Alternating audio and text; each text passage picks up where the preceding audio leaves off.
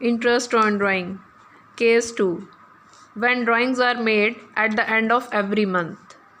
मतलब कि जब कोई पार्टनर ड्राइंग्स हर महीने के एंड में निकालेगा। ये हमारा केस 2 है। एंड में मतलब जैसे 31 जनवरी, मतलब हर महीने के एंड में, फरवरी के लास्ट में, मार्च के लास्ट में, अप्रैल के लास्ट में, इस तरह से। ठीक है, जब कोई पार्टनर हर महीने के लास्ट में निकालेगा तो हमने ड्राइंग्स पर इंटरेस्ट कैसे निकालना है। तो फॉर्मूला इसका वही है, सेम है, अमाउंट ऑफ ड्राइंग।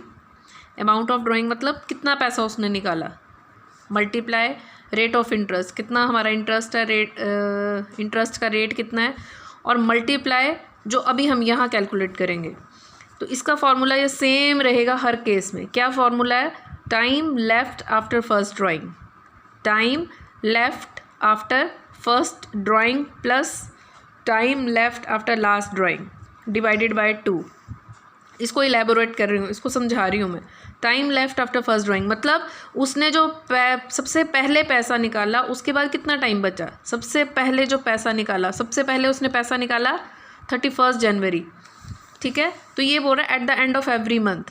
अगर उसने 31 जनवरी को निकाला तो कितना टाइम बचा। देखो 31 जनवरी को निकाला तो जनवरी तो आएगा नहीं क्योंकि लास्ट में निकाला उसने। तो कितने महीने हुए? 1 2 3 4 5 6 7 8 9 10 11। कितने मंथ्स हुए? 11 plus time left after last drawing. Last में उसने जब पैसा निकाला तो कितना टाइम बचा। उसने पैसा निकाला 31 दिसंबर को।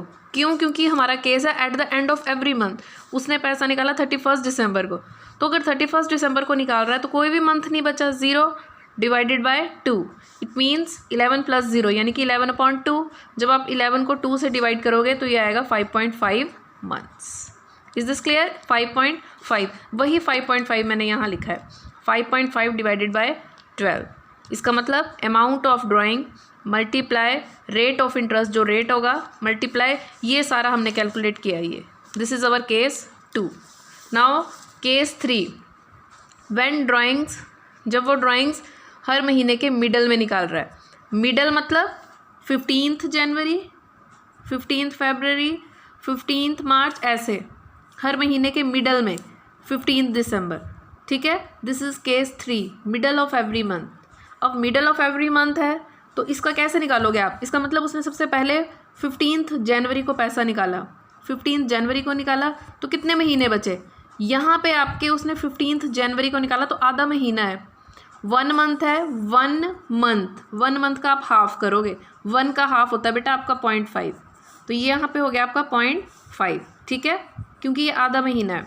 बाकी 1 2 3 4 5 6 7 8 9 10 11 ये और 0.5 ये, तो ये हो गया आपका 11.5 प्लस दिसंबर में, यानी कि ये फॉर्मूला था हमारा time left after first drawing, वही पिछला वाला formula, plus time left after last drawing. Last drawing जब उसने निकाली तो कितना टाइम बचा, क्योंकि उसने निकाली 15 दिसंबर को।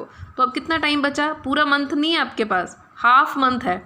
ठीक है, तो हाफ मंथ है तो इसका मतलब 1 मंथ का आप फिर से हाफ करोगे, यानी कि फिर से 0.5। तो ये हो गया 0.5। 11.5 प्लस 0.5, इन दोनों को जब हम प्लस करेंगे तो ये 12/2 यानी कि 6। ठीक है, तो ये केस 3 केस थे हमारे पास। अब इसका एक न्यूमेरिकल करवा रही हूँ मैं केस। ठीक है, ये है first question. A draws 10,000 in the beginning of every month. हर महीने के शुरू में वो 10,000 रुपये निकाल रहा है, हर महीने के शुरू में। ठीक है, तो ये केस नंबर 1 है। हर महीने के शुरू में, इसका मतलब 10,000 हर मंथ। तो साल में हमारे 12 महीने होते हैं। 10,000 इंटू 12 यानी कि 1,20,000। अमाउंट ऑफ ड्राइंग, फॉर्मूला है हमारा amount of drawing multiply rate multiply जो हम मंथ्स कैलकुलेट करते हैं। ठीक है, तो 1,20,000 मल्टीप्लाई, ये उसने लास्ट में दिया है, interest on drawing at the rate of 8%, यानी कि 8/100 मल्टीप्लाई मंथ्स। अब देखो वो हर महीने के शुरू में निकाल रहा है, हर महीने के शुरू में निकाल रहा है। इसका मतलब ये हर महीने के शुरू में 1 जनवरी, 1 फरवरी, 1 मार्च, हर महीने के शुरू में निकाल रहा है। अगर हर महीने के शुरू में निकाल रहा है तो इसका मतलब time left after first drawing, 1 जनवरी को निकाला तो 12 के 12 महीने आपके बच गए हैं, यानी कि 12 प्लस अब उसने फिर 1 दिसंबर को निकाला। ठीक है, तो 1 दिसंबर को निकाला तो कितने महीने बचे? 1/2 यानी कि 13/2 यानी कि 6.5। ठीक है, ये पहले भी करवा दिया है मैंने, तो यहाँ पे आएगा आपका 6.5। ठीक है, फर्स्ट केस 6.5। तो अब at the beginning of every month 1,20,000 multiply 8/100 multiply 6.5/12, इसको सॉल्व करना है आपने। ठीक है, फिर है केस 2।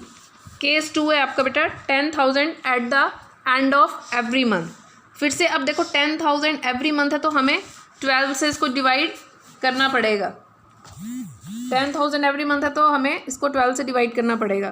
तो ये हो गया आपका फिर से 1,20,000 मल्टीप्लाई रेट ऑफ इंटरेस्ट आपका सेम है 8/100 at the end of every month, अभी अभी करवाया मैंने आपको, दैट इज़ 5.5/12। तो इसको आप सॉल्व करोगे तो आपका इंटरेस्ट ऑन ड्राइंग आ जाएगा। फिर है केस 3 बेटा आपका ये 10,000 at the middle of every month. Middle of every month फिर से ये 10,000 इंटू 12 यानी कि 1,20,000 into 8/100 into at the middle of every month. Middle अभी मैंने करवाया ये आपको 12/2 यानी कि 6, तो इसका मतलब 6/12। तो आप ये सॉल्व करोगे तो ये आपका आंसर आ जाएगा।